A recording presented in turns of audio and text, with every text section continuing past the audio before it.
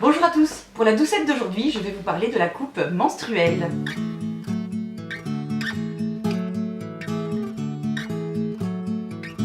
La première fois que j'ai entendu parler de la coupe menstruelle, c'était à peu près il y a 3 ans et demi. Je m'en souviens, c'était avant mon deuxième enfant. On était au resto avec des copines, c'était juste avant d'aller voir le film 50 nuances degrés, donc on était un petit peu en mode wouh, pump it up. Et là, j'entends parler de la coupe menstruelle. Je me suis dit, qu'est-ce que c'est que ce truc? Je me suis dit, c'est genre, t'as le droit à une coupe de champagne avant tes règles. Non, c'est pas ça. T'as le droit à une coupe parce que waouh, t'as réussi à pas tomber enceinte. Non plus, c'est pas ça. Donc j'ai écouté un peu plus attentivement la conversation et puis je vois un truc en silicone que tu te mets... non, dégueulasse.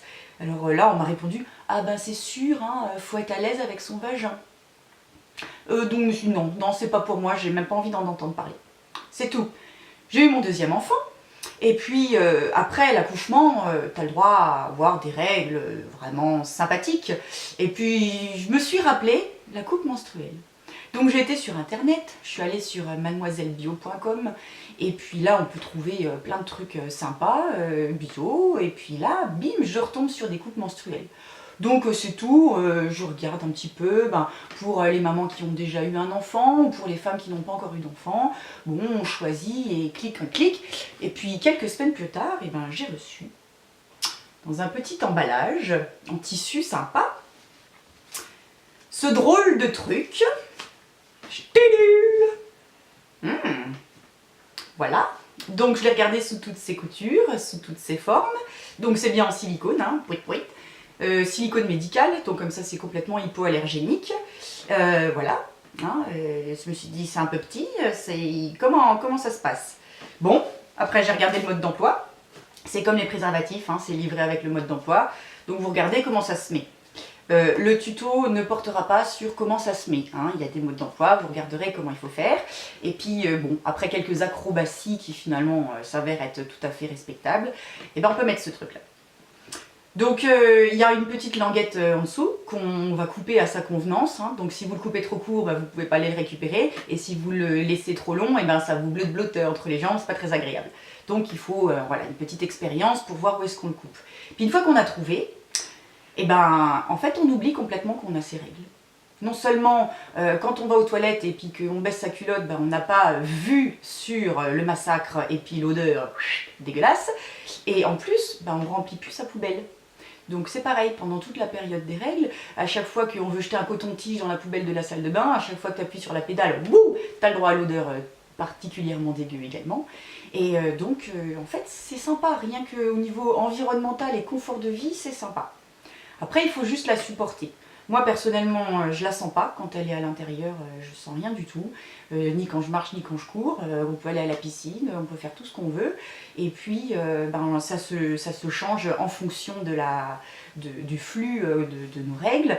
Moi, personnellement, j'ai un flux qui est tout à fait normal. Donc, je la change une fois entre midi et puis le soir avant d'aller me coucher. Donc la contrainte, c'est qu'il faut être à proximité d'un lavabo, hein, parce qu'il faut le rincer et puis passer un petit coup de savon. Mais sinon, c'est tout. Je vois aucune contrainte et aucune contre-indication également. Et au contraire, pour moi, ça a changé complètement cette période du mois qui pouvait être un petit peu désagréable. Et au profit de mes déchets, parce que du coup, il n'y a plus l'emballage des serviettes hygiéniques, plus après le suremballage, et puis se dire merde, j'en ai plus, il faut que j'aille en acheter en catastrophe. Donc déjà plus de serviettes. Et pour celles qui mettent des tampons hygiéniques, c'est vachement meilleur pour la flore vaginale. Parce qu'en fait, le tampon, ça fonctionne super bien, mais ça te bouffe également toute ta flore vaginale. Ce qui fait que tu es en mode complètement desséché, c'est pas bon du tout. Et à chaque règle, du coup, le vagin, il est obligé de reconstruire la flore vaginale, au risque de taper les mycoses, les démangeaisons et tout le tout-team, plus les sécheresses. Donc moi j'y vois que du positif. Alors oui, je confirme, il faut être à l'aise avec son vagin. Parce qu'il faut la mettre et puis il faut aussi l'enlever. Mais à un moment donné, je pense que ça va, on gère. Donc en fait pour la mettre, il suffit juste de l'écraser comme ça, en mode petit U. Hop, on la met à l'intérieur et puis on fait un petit déhanché de canard et bloup, elle s'ouvre. Ça reste accroché à l'intérieur par les muscles en fait qui sont à l'intérieur du vagin. Ça bouge pas. Ça ne bouge pas. faut peut-être un petit peu jauger au début et puis voir comment on est le plus à l'aise. Mais franchement, moi en un rien de temps, je m'y suis faite. Ça fait 3 ans maintenant du coup, puisque c'est arrivé quelques mois après la naissance de mon fils. Et je trouve que c'est vraiment génial. Donc petit clin d'œil à toutes les personnes à qui j'en ai déjà parlé et qui ne sont pas encore passées de l'autre côté. Repensez-y et puis bonne cup à vous!